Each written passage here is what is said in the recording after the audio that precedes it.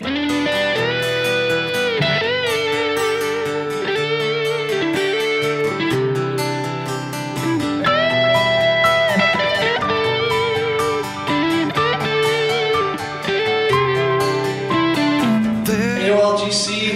Deacon Jonathan. Welcome to Sacred Heart Major Seminary.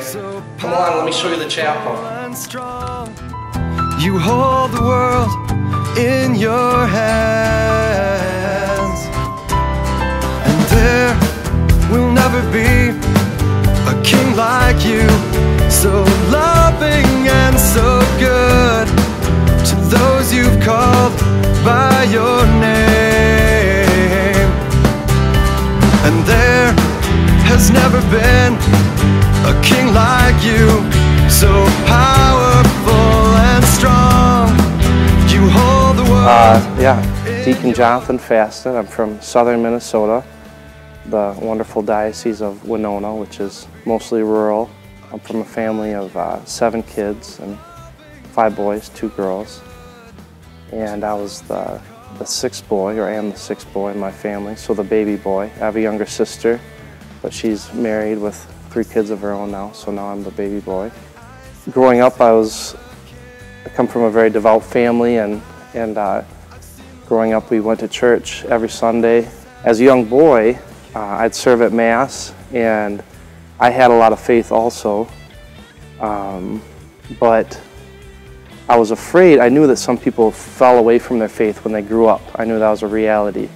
And so I remember making this prayer when I was a little kid alongside my bed.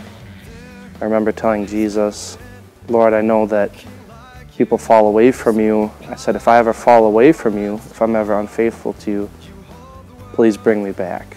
I want to come back. Please bring me back. Unfortunately, as life would have it, in my teenage years, I still was going to church. I was still kind of a good Christian from the outside, or at least for some people. For most people, that's what it looked like. But Jesus was really on the back burner. I wasn't living for Him. I wasn't faithful to Him at all. I was just living for myself. And what became a big God for me was acceptance. I was kind of a chunky, awkward little kid, and I really wanted the acceptance and love of my friends, and that became a big God. I did anything to gain acceptance, and that led to a lot of kind of sin and kind of a unfulfilling life. But the Lord sent people to me to help draw me back to Him, and probably the biggest influence was my brother Matthew. My brother Matt was living a very secular life, a very empty life,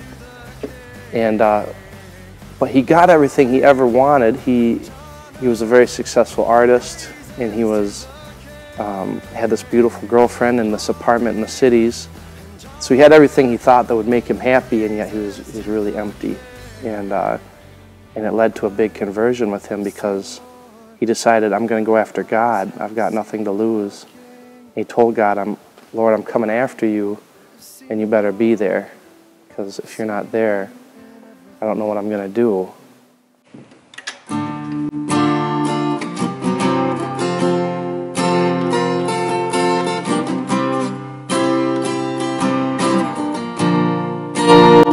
My brother Matt went after Jesus Christ, and he tried his hardest not to sin. He started going back to church. He started reading Scripture. And maybe the most important thing he did was he decided, I'm going to put my trust in Jesus Christ. And Matt's life got really good really fast, really fast. He went from waking up in the morning and not wanting to get out of bed to waking up in the morning with tears in his eyes, because life had become so rich and so meaningful. And he was a huge witness to me and to the rest of my family.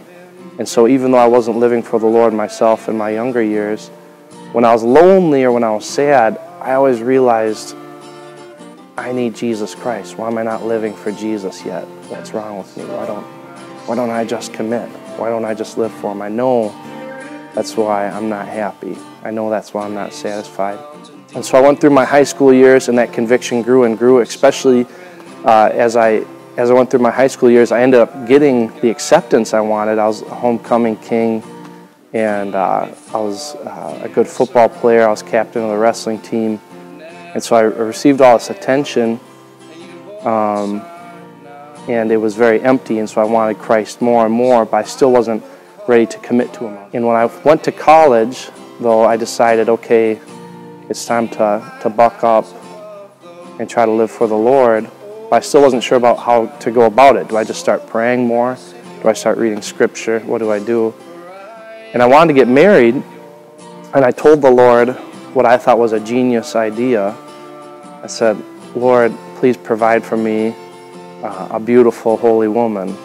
You know, maybe somebody who's just right out of the convent or something like that. And then I can fall in love, and she can call me on to holiness. You know, she can say, Jonathan, you're doing okay, but, you know, come on, you can do better. And so what happened was, lo and behold, in October of 2010 in Rochester, Minnesota, at a community technical college where I went to my first year of college, in my psychology course, there across the room was this beautiful young woman who was smiling at me, and we ended up dating.